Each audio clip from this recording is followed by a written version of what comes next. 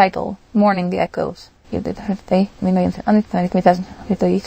Era: Primordial Pulse. Author: Jeremy Levan, and Rise of the Zodiac series, 2025. Chapter 1. The village of 10 Bellows was not known for its heroes or its elegance. It was known for its absurdly long list of local holidays and its singular claim to fame, the giant marshmallow collapse of year 17. In this quaint, sticky little society, every person had a role, be it baker of ceremonial muffins, accordion screamer, or caretaker of the emotional goats. Life was simple, chaotic, and loud. Enter Elsie, a retired shield maiden. She had once roared across fields of ice and fire, her armor a second skin, her blade an extension of grief. But now she lived in 10 Bellows, where her greatest daily challenge was navigating the social etiquette of communal soup. Everyone loved Elsie, except Elsie. She missed the roar, the rhythm, the risk. Then came the flame prophet, a lank youth with eyes like embers and prophecies that usually rhymed poorly. "Your spirit stuck," he said one morning, handing her a muffin shaped like a shield. "You cannot be reborn until you mourn the version of you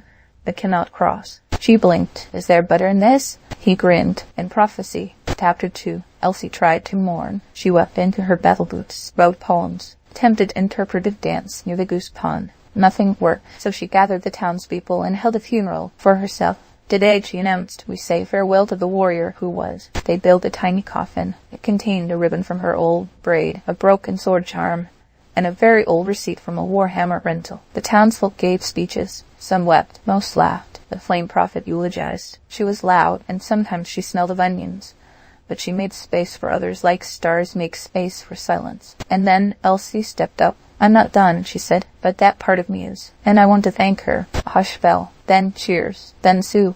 Chapter 3. After the funeral, something shifted. Elsie joined the emotional goat caretaker rotation. She hosted dream circle comedy nights. She taught 3 kids how to swing a stick with enough conviction to scare off metaphorical dragons. The flame prophet visited less often. "Why?" she asked. "Because you're prophesying now," he said. 10 Bellows began exporting joy. Literally. They bottled it as battle balm and sold it to neighboring towns. Elsie laughed more than she cried, and in moments of stillness, when the wind caught just right, she felt the warrior she had been walking beside her, not gone, but honored. At the village gate, a plaque was hung. "You cannot be reborn until you mourn the version of you that cannot cross." And beside it, in slightly crooked letters, "Please do not feed ceremonial muffins to the goats." Title: The Seed Beneath the Ash. Year: 232,692,307.4. Era: Primordial Pulse. Author: Jeremy Levan, and Rise of the Zodiac series, 2025. Chapter 1. The city of Oral once gleamed with silver towers and bells that sang across valleys. But after the Nightfall War, it stood broken, a shell of melody, hollow and cracked. Survivors scattered, clinging to myth and memory. Among them wandered Kale, the survivor of ruin. He had not led armies. He had not cast grand spells. He had survived, and dangerous. He carried a tattered banner sewn from family cloaks and enemy flags, stitched not to honor sides, but to remind him what silence cost. He walked until he reached the shaded hollow, a forest where no birds sang and no paths stayed the same. There he found the wounded saint. She tended graves with fire, not water. Every wound on her body was about never broken. "Why are you here?" she asked without turning. "To remember," Kale said, "and to plant." Chapter 2. They worked side by side in silence. He dug. She burned. He wept. She sang. Together they made soil of memory and ash. Each seed he planted bore a name, some his own, some whispered by the wind. He knew not what would grow. The saint asked, "Do you believe this will redeem anything?" "No," he said, "but it might feed someone later." One night, beneath a crooked moon, raiders came. The hollow shimmered shifting paths, rising roots, choking fog. That the raiders found them and demanded surrender. The wounded saint stood first. "These graves are not unmarked." Kale rose second. "And these seeds are not yours." They fought without blades. They spoke names. Every fallen ally, every betrayed truth. The raiders faltered, because ghosts marched behind Kale, and they wept behind the saint. Chapter 3. In the weeks that followed, the hollow bloomed. Not flowers. Homes. Refugees came, drawn by scent and song. They slept near fire-tended tombs, and woke to stories scratched into bark. Kale planted still. The saint now smiled sometimes, and in the center of the garden stood a stone, bare but humming. On it, new vines etched their truth. What you bury becomes tomorrow's bloom or ghost. Below that, in Kale's hand, lied so your roots nourish, not haunt. And from the hollow, a new city began. No silver, just soil, and it sang. Title: A Flame Bear. Year: 232,051,281.7. Era. Primordial Pulse. Author. Jeremy Levan. Rise of the Zodiac Series 2025. Chapter 1. In the golden cradle of the Dawn Vale, where they first kissed the land each morning, lived a girl named Selene. She was known as a flame bearer, not because she carried fire, but because she was meant to. For generations, her bloodline had lit the ceremonial flame of first light, a beacon said to keep darkness from reclaiming the stars. But Selene had never lit the flame. Each year, on the appointed day, she stood before the ancient pyre, and each year her hands trembled. She claimed the wind was wrong, the wood was damp, the timing was off. The truth, she didn't believe she could. It was easier to doubt than to fail. Then came Iran, a boy from a village of glassmakers to the north. He came to study the Vale's rituals, but stayed when he saw her, not just her beauty, but her sorrow, her unlit brilliance. "I don't need a flame to see you burning," he said once. She laughed, but the wind carried her doubt. Chapter 2. Iran watched without judgment. He asked no questions, made no speeches. Instead, he listened, and slowly Selene began to speak. Not of fire, but of fear. "My mother lit it before she was my age," she confessed one night. "My grandmother too, but I tried. It's like the fire hides from me." Iran offered no answer, only silence. And in that silence, Selene found reflection. Together they explored the echo of creation, a cavern near the Vale where sounds returned not once, but infinitely, growing fainter with each return. Selene stood there for hours, whispering her fears, hearing them grow softer. When they emerged, she took Iran's hand. "Will you stand with me? I've been standing with you since I arrived." The next dawn, the flame of first light stood waiting. Selene approached and paused. Chapter 3. The wind stilled. The valley held its breath. Selene raised the torch. Her hand trembled, but she did not lower it. "I am the flame bearer," she said, "not because I am fearless, but because I still choose to try." The torch ignited. A hush swept the valley. The flame of first light burst into brilliance, its glow echoing into the skies, a beacon not just of tradition, but of courage reborn. Iran smiled. He did not cheer. He only watched her eyes, now lit with something deeper than fire. Later, as the village celebrated, Selene found him beneath the oldest tree. "I thought I needed to light the flame to be whole," she said, "but I was already whole. The fire was just waiting for me to see it." "Even brilliance," Iran whispered, "must know stillness before it can ignite." They kissed no thunder, no spectacle, just warmth, and somewhere deep in the echo of creation, a whisper repeated, "You did it." Softer again, "You did it," until all doubt burned away. Title: The Inch That Softened. Year: 231,410,256.2. Era: Primordial Pulse. Author: Jeremy Levan. Rise of the Zodiac Series 2025. Chapter 1. The Pass of Ilar had no king, no council, no throne. It had riddles. Every decade a trial was held. 12 gates, 12 questions. The one who answered them all became the guide, the protector of the scattered tribes and the keeper of peace among wandering clans. The cycle, the riddle master was chosen not by feat, but by fall. Ison, a quiet boy from the cliff dwellers, had stumbled into the first trial chasing a runaway goat. His answers were not clever, but honest, not grand, but sincere, and somehow he passed each gate. When he reached the last, the judges, ancient and silent, did not ask a question. They only bowed, and gave him the key that bites, shimmered in his hand, shaped like a fang, warm with promise. "You are now the edge of peace," the judges said. "Do not turn it into a blade." Ison trembled. He had never wanted to lead, only to understand. Chapter 2. Ison traveled the pass, listening more than speaking. He did not command. He invited. He did not punish. He asked why. The key whispered warnings, but he tucked it beneath his shirt, refusing to use it to force obedience. One day, a group of warriors challenged his right to lead. "You're soft," they sneered. "Bites are meant to strike." He replied, "I was not made to shrink, only to soften around my sacred edge." They scoffed and left, but days later, when a landslide struck the lower valley, it was Ison's softened heart that had prepared the relief route. It was his quiet planning that saved 24 lives. Whispers changed. Stories grew. He was called the guide who listens. Chapter 3. Conflict rose between 3 clans. Old grudges reignited. Weapons sharpened. The key grew hot on Ison's chest. He walked into the gathering unarmed, carrying only a bowl of soil from each tribe's land. "They look the same," he said. "So tell me, what makes your pain more sacred than theirs?" No one answered, because truth, spoken simply, is hard to fight. They chose to stay, to speak, to share, and the key cooled. Ison never sat on a throne. The paths were cut in his name, and generations later, Travelers carried charms shaped like a curved fang, symbols of strength wrapped in mercy, etched into the oldest stone gate of the past. You were not made to shrink, only to soften around your sacred edge. And below that, in worn script, lead not to be seen, but to let others be. Title, the last of their kind. Year, 230,769,230.4. Era, Primordial Pulse. Author, Jeremy Levan. Rise of the Zodiac series, 2025. Chapter 1. In the shadow of the emerald cliffs, where the wind carved summits into the stone, lived the blind healer known not by name, but by the touch of her hands and the warmth of her silence. She had once been a priestess, it was said, until the gods demanded too much. Now, she healed not with divine light, but with presence. No one knew where she came from, only that she remained, and came their last of the earth shapers.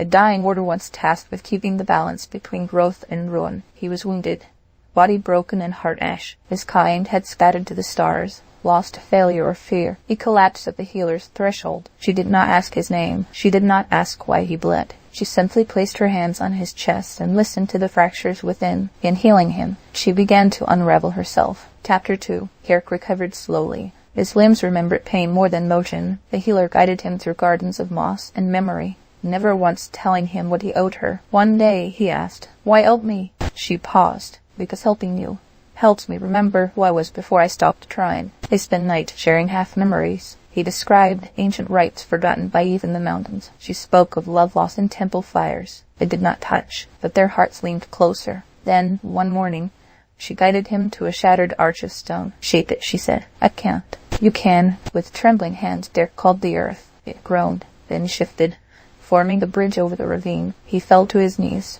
"I thought I was the last," he whispered. "You still are," she said, smiling. "But now not alone." Chapter 3. A storm came, one of soul, not sky. Plague spread in the nearby villages. The blind healer and Derek ventured beyond their solitude. She taught. He shielded. Together they gave what they had never found in their former lives.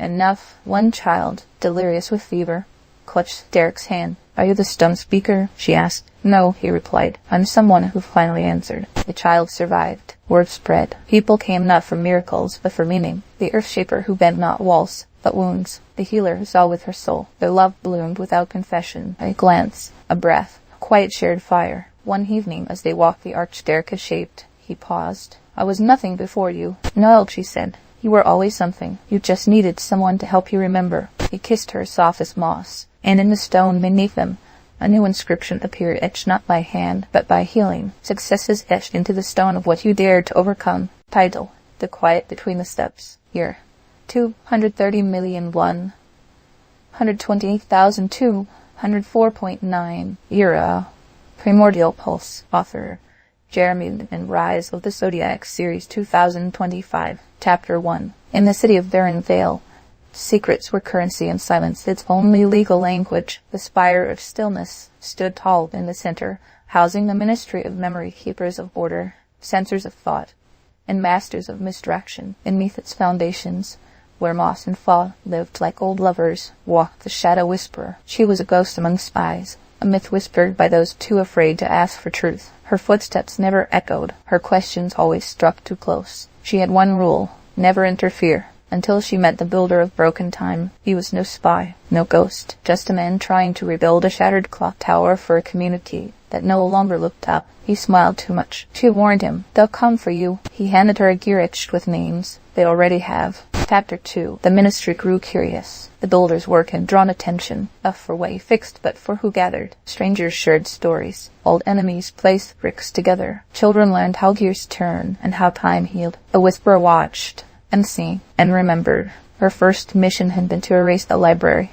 Her second, a song. Her third, a child's voice. Now, watching the builder laugh with someone who once burned his home, she wondered if silence had ever truly served justice. The ministry sent a message. Silence the mechanism. She hesitated, then stepped from shadow, and joined the builder. Chapter 3. They came at dawn, agents in white, with blades that shimmered with forgetfulness. The builder stood unarmed. The whisperer did not vanish. Instead, she spoke, not commands, not threats, but memories. She told them of the child who sang to broken walls, of the grandmother who forgave a thief by teaching him to mend, of herself, how each faltering step had brought her here, to this moment. One aged wept, another stepped back, Only one attacked, and the builder stopped them with a clock hand-turned shield. The agents left, not defeated, changed. The mystery cracked. The tower rang again, and across Farron Vale, people looked up for the first time in years. At the base of the tower, engraved in a gear of gold and rust, each faltering step proves that your path still calls you, and beside it, in etched script, empathy is the revolution that cannot be censored. Pile, the thorn-eyed pilgrim. Year, 229,487,179.1. Era, Primordial Pulse. Author, Jeremy Levan, and Rise of the Zodiac Series 2025. Chapter 1. The walled town of Calvin had not opened its gates in over 100 years. What once kept danger out now kept life in. Its people whispered through shuttered windows, told stories through walls, and lived in silence. No one came, no one left, except the thorn-eyed pilgrim. He arrived wrapped in dusty cloth, thorns braided into his lashes. He did not knock. He simply waited outside the gate for 7 days, unmoving, watching the stone with unseen eyes. On the 8th day, a boy named Silly Curious and too young to fear snuck to the wall's edge and called out, "Why don't you leave?" "I've just arrived," the pilgrim replied. "But perhaps you should." The words rippled through Willie's bones. He returned the next night, and the next. He brought bread. He brought questions. And on the 7th night, he brought the blind poet. Chapter 2. The blind poet had once sung songs that made walls weep. Now she whispered to stones and heard only echoes. But when she met the pilgrim, something stirred old verses reawakening, unfinished stanzas begging voice. She pressed her hands to the wall. "You're not asking to come in," she said. "No," the pilgrim replied. "I'm reminding you there's still a world beyond." Inside Calvin, things began to shift. Children started playing near the walls. Elders remembered forgotten doors. The mayor, long convinced that safety was sacred, watched his daughter draw the pilgrim's image in chalk. Then came the tremor. A wall cracked. No storm, no quake, just time answering hesitation. The people panicked, but Oli didn't. Nor did the poet. They stood by the pilgrim, who said only, "Walls that protect too long become walls that isolate." And they listened. Chapter 3. The town didn't fall. It unfolded. Slowly, white petals once too frightened to bloom. Calvin opened. The gates creaked wide for the first time in a century. Not to surrender, but to invite. The pilgrim did not enter. Instead, he taught the poet how to walk the outer roads again. She sang to valleys. Willie followed, documenting stories never told within the town. Some remained behind. That was fine. But the idea of Calvin changed from fortress to hearth. Years later, a new gate stood beside the old. No locks, just wine chimes. The child asked why. "So we remember," Lee said, no groan. "That safety isn't silence." The thorn-eyed pilgrim vanished one spring morning. Some say he went to another town still hiding behind its fear. The blind poet smiled when she heard. Then they're in good hands. For walls that protect too long become walls that isolate. But all walls in time can become doors. Title: The Vow Beneath the Ice. Year: 228,146,183.7. Era: Primordial Pulse. Author: Jeremy Levan, and Rise of the Zodiac Series 2025. Chapter 1. Before the storm came, Borellis was a city carved into ice, not atop but into it. The architecture spiraled downward like a frozen corkscrew, each level older and more desperate than the last. White was currency. Warmth was crime. At the heart of the third sublevel lived Male, known on the street as the Ice Whisperer. He was a fence, a courier, and a listener. If you had secrets too cold to hold, you gave them to Male. He didn't speak much. Das nodded. And remember, then came Kaura. She was not famous, not feared, just determined. Her younger brother had been swallowed by the ice authorities under accusations of falsifying warmth documents, a crime punishable by exile. She didn't come to Nail for help. She came to confess. "I paid someone," she whispered, "to fake his identity, to keep him in school. He wasn't supposed to disappear." Nail lit a blue wick. "You're in the right place," he said. And with that, he broke his first rule. He promised to help. Chapter 2. Borellis did not forgive vows. To speak one was to be held by it legally, magically, sometimes gleefully. But Nail, for the first time, declared one aloud. "I will bring him back." It echoed through the lower tunnels. He contacted smugglers, black ice mages, an old priestess who once taught him to freeze fire. Together, they unraveled the forged arrest. It led to a quiet official with a perfect record and a hunger for favors. The boy was not in exile. He was in storage. Human data were processed for compliance models. Nail had to break into Core Vault 6, a crime with a death vow attached. He did it anyway. Inside, he found not just the boy, but dozens, hushed, frozen, flickering. He carved him out, whispered warmth back into his skin. Kaura waited outside. She cried. "Why did you do this?" she asked. Nail didn't answer. He handed her a shirt of his vow. It burned her hand and left no scar. Chapter 3. Nail was arrested, tried, branded with the cryo sigil. The court asked if he regretted it. He replied, "Pain carves the deepest truths into the heart's altar." They sentenced him to the deep ice. But on the day of his transport, something strange happened. The crowd stood still, and every single person on the third sub-level placed a shard of burning vow glass in their palm. They held them aloft, unmoving. The guards backed down. The trial was overturned, and Nail, now marked by fire, walked free. He returned to silence, the listening. But now people didn't come only with secrets. They came with oaths, and across the sub-levels, carved into ice and steel alike, was a single phrase. Pain carves the deepest truths into the heart's altar, and people slowly began to heal. Title: The Flame Prophet. Year: 228,205,127.8. Era: Primordial Pulse. Author: Jeremy Levan. And Rise of the Zodiac, Series 2025. Chapter 1. The city of Veronese was built in rings, circles of stone and steel, each layer older and more crumbling the further out you went. In the center burned the flame of governance, a tower-shaped pyre said to be lit by the first light of civilization. Only the inner ring's elite ever saw it. Among the outermost ring lived a girl named Sira, known as the Flame Prophet, not because she saw the future, but because she reminded others of what they already knew and feared to name. She painted fire on broken walls, not literal flame, but images, glowing symbols, words that burn gently into memory. You belong, they fear your rising. The center is not the source. Her work was illegal, and yet it spread. When the architect of doubt came to Veronese, cloaked in neutrality and carrying scrolls of sociological theory, no one knew whose side he was on. Sira found him watching one of her murals. "Truth can't hold the void back," he said. "It only needs to flicker," she replied. Chapter 2. The architect studied Sira. He watched her stir crowds with 3 sentences and no speeches. He watched her speak to both beggars and bureaucrats with equal clarity. "You ignite people," he said, "but fire consumes." "No," Sira replied. "It reveals." She took him to the third ring, where children taught each other numbers using bottle caps. "Equality isn't gifted," she said. "It's built from what we refuse to discard." That night, the architect sat alone and read through 1,000 years of urban policy. Every law passed in the name of balance. Every wall raised in the name of safety. Doubt bloomed. He returned to Sira with a plan not of revolt, but of redesign. Redistribution not as charity, but as re-engineering. "Help me build something no one owns," he said. "Not even us." Sira smiled. And the next morning, the 5th ring awoke to its first garden. No fence. No nameplate, only soil and hands. Chapter 3. Resistance came not from above, but within. Some feared losing their superiority, others feared losing their struggle, but the seeds were planted in both soil and mind. Sira became more than a prophet. She became a mirror. The architect of doubt published a thesis declaring the failure of central governance models when empathy is treated as inefficiency. It was banned in 2 days, pirated in 3. The inner rings cracked not with violence, but with migration.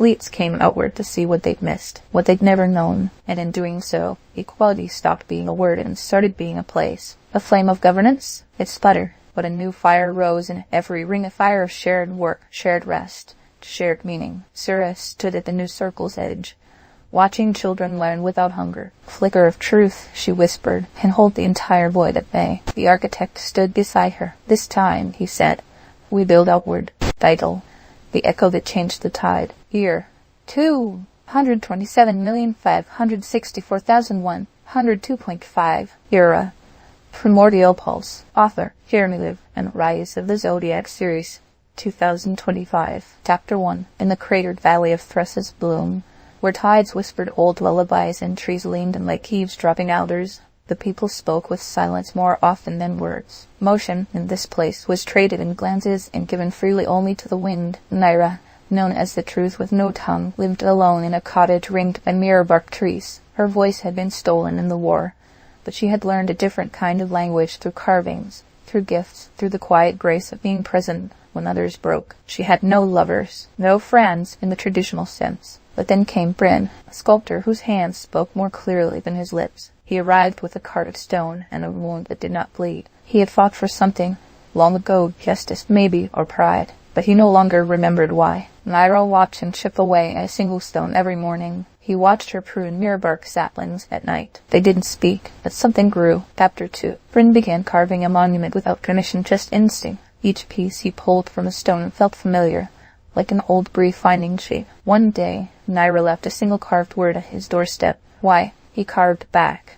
Because I lost myself fighting for something that never gave back. She placed her hand over the carving, then she erased it. That night, a storm rolled in from the valley's lip. Floodwaters tore through Thres's bloom, pulling soil, memory, and root. Bryn rushed to rescue his half-finished sculpture. Naira met him there, eyes wide. She shook her head. She pointed to the villagers' homes. He hesitated, and followed her. Together, they built barriers of debris, called others to join, held strangers upright in the current. In the morning, they were soaked, bruised, exhausted, but the valley had held, and the people, those silent watchers, left bundles at their doors. Food, thread, thank you stones. Bryn sat beside Naira and asked, did it matter? She handed him a mirror bark leaf etched with a single phrase. What you fight for may not be what you need, it may be what kept you from becoming. Chapter 3. Bryn never returned to war. He carved smaller things, garden stones, children's keepsakes, wind chimes that hummed like old dreams. Naira opened her door more often. Sometimes she and Bryn sat without carving anything. Just present. A monument was never finished. Instead, the villagers built a circle of mirror bark trees around the spot where Bryn had first chiseled. In the center, a stone stood with no name, only an etching. Every action, big or small, shapes the greater tide. And just beneath it, in mirror script, thank you for becoming. Title: The Hollow Tree Guardian. Year: 226,923,076.5. Era: Primordial Pulse. Author: Jeremy Levan. Rise of the Zodiac Series, 2025. Chapter 1. In the outskirts of the withering wastes, where ash fell like rain and roots twisted like veins, stood the hollow tree, a vast monument to silence. No one remembered planting it. No one dared cut it down. It was older than memory. Within its shadow lived the figure known only as the Hollow Tree Guardian. Their cloak was bark, their voice barely more than wind. Their power? Unknown, only that where they walked, injustice seemed to pause. When the capital guards entered the wastes, burning homes in search of rebels, the Guardian emerged. They spoke a single word: enough. The soldiers laughed until the ash rose and wrapped around their weapons, turning steel to sand. Among the refugees was a child named Laura, orphaned by the fires, eyes reflecting starlight. She asked the Guardian, why didn't you stop them sooner? I was waiting for someone to ask. The Guardian replied, and in that moment, a myth was born anew. Chapter 2. Laura followed the Guardian, not as a sidekick, but as a shadow learning how to shape itself. The wastes became a cradle of resistance. Villagers whispered tales of the hollow tree's roots stretching beneath the city, listening to every lie told by the powerful. The Guardian taught not with fists, but with reflection. Each confrontation became a parable. A corrupt merchant was shown his own theft through the dreams of those he had robbed. A commander was forced to face a mirror that aged with each injustice spoken aloud. Laura watched, learned, and questioned. Why not destroy them? Because broken truth births broken futures, the Guardian said. Only revelation reshapes the soul. Then, one night, the sky tore. A fragment of the star, the same one tied to the old prophecies, fell in the city center. Panic erupted. The government blamed rebels. Laura looked to the Guardian. Now, they said. They walked toward the fire. Chapter 3. The city was louder than the wastes had ever been. Sirens, screams, propaganda blaring from towers. But the Guardian didn't flinch. They walked through the crowd, who parted as if sensing something ancient and inevitable. Laura walked beside them, holding a staff carved from the hollow tree itself. At the crash site, officials surrounded the fragment, branding it a weapon of terror. The Guardian placed a hand upon it. Light burst, revealing not destruction, but memory. The star held images of forgotten peace treaties, erased kindnesses, denied justice. The crowd wept, and when an enforcer moved to silence them, Laura stepped forward. No, she said, not again. Each time you say no to falsehood, you say yes to your mythic self. Her voice rang like thunder. The enforcer fell back. The Guardian turned to her. It's yours now, and vanished into the dust. Laura became the echo of her forgotten star, and justice began to rise like dawn. Title: The Lessons Left in Ash. Year: 226,282,051.2. Era: Primordial Pulse. Author: Jeremy Levan. Rise of the Zodiac Series, 2025. Chapter 1. There was once a school carved into the spine of a petrified leviathan. It lay deep beneath the howling wastes, where the sky forgot to turn and time stretched like melted wax. The students, they were not children, not at first. They were orphans taken from collapsed sites and cradled by the order of the spiral root, trained in quiet resilience, taught to unlearn fear, shown how to survive the dark. The alchemical fool was not one of them. He came after, a wandering relic of failed dreams, wrapped in stained robes and carrying a bag full of broken tinctures and jokes too sharp to laugh at. He claimed he had once turned ash into breath, The headmistress allowed him to stay. He taught no curriculum. Instead, he asked questions that split the mind sideways. What does hunger taste like in your memories? What part of yourself will you give to a stranger? Most found him maddening. Only one stayed after every lesson. The timeless child, born without a heartbeat, yet alive. A girl with obsidian eyes and a memory that extended beyond her birth. Chapter 2. The alchemical fool noticed something strange. The other children, those who once wept, played, rebelled, began fading. Not metaphorically. Their shadows bent. Their laughter no longer echoed. He brought it to the head. Mistress. She showed him the library. All the names were being written. Something is feeding on potential, she said. Not death. Erasure. They traced it to the hall of lessons, once a chapel, now a classroom. A massive glyph had appeared beneath the stone floor, pulsing with hunger. It wasn't magic. It was despair. Every student who stopped believing in the future was devoured, and only the timeless child remained untouched. Why are you not afraid? The fool asked her. She placed a hand on his chest. Because your iron will hide beneath the surface until struggle calls it forward. Chapter 3. The glyph awakened. Screams filled the corridors. Teachers fled. Lights shattered. And the timeless child stood at the center, her hands glowing with memory. I will not let them forget, she said. The fool stepped forward, casting powders made of failed intentions and hopeful ruins. He chanted backwards. He laughed in sorrow. Together they broke the glyph, but not without cost. He turned to Ash smiling, and she placed his dust into a crystal jar. Years later, the school reopened, run by a girl with ageless eyes. Each new child received a lesson on their first day, carved into the floor where the glyph had been.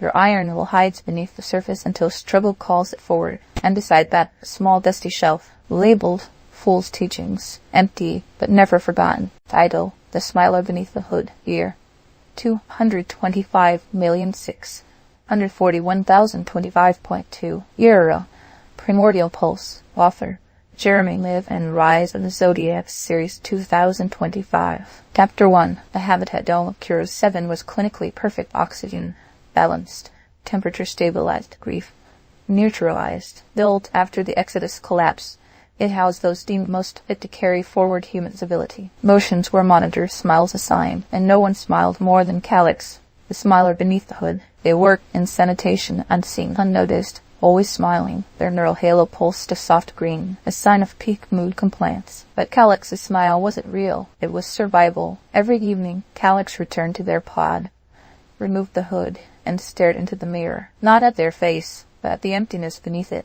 In one cycle, Calix was assigned a new row, Sector C-13. Forgotten, uneven, faint whispers on the columns. And there they met the Shadow Whisperer. She didn't wear a halo. Her eyes flickered with emotion, unfiltered. Why do you wear that smile? She asked. To live, Calix replied. No, she said. Endure. But what if you lived instead? Chapter 2. The Shadow Whisperer showed Calix a secret network.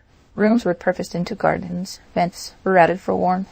Stories recorded in static pulses on obsolete machines. It was a colony beneath the colony, a rebellion of kindness. There's joy here, she said, because we give it, not because it's assigned. Calix didn't understand. Their entire life had been measured in approval, metrics, and neural compliance. But slowly, cracks formed in the mask. One night, Calix brought surplus nutrient packs to the underground. Another, they taught a child how to bypass that sensor with a bent wire and a lullaby. With each act, a halo dimmed. Central began to notice. They summoned Calix for a calibration. Your smile is fading, the overseer said. Maybe, Calix replied. It's just changing faces. And they left the room without permission for the first time in their life. Chapter 3. The hunt began. Drones swept corridors. Detainment orders were broadcast. Calix's name was marked red across the colony's interface. Still they moved, helping others hide, feeding the voiceless, whispering where systems scream. Then came the rupture. One of the dome's filters collapsed, threatening atmospheric instability. Central locked down. Calix emerged. I can fix it, they said. You're non-compliant, came the reply. I'm human. And they did fix it, crawling through irradiated vents,